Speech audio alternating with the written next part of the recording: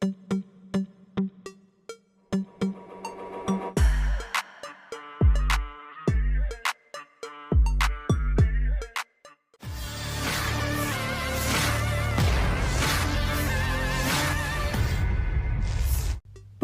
antara dua kubu Rusia dan Ukraina masih terus berlanjut hingga sekarang.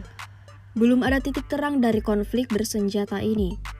Terbaru, sebuah video serangan drone beredar di media sosial Telegram pada Kamis 28 Maret 2024. Dalam video tersebut memperlihatkan kompilasi rekaman drone yang ada.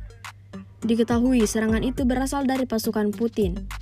Menggunakan drone FPV BT-40 dalam misi tempur kali ini yang menargetkan parit persembunyian musuh sebagai sasaran.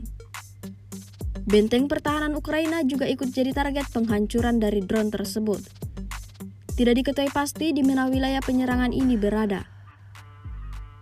Unggahan itu telah dilihat ribuan orang dan mendapatkan beragam reaksi dari pengguna Telegram.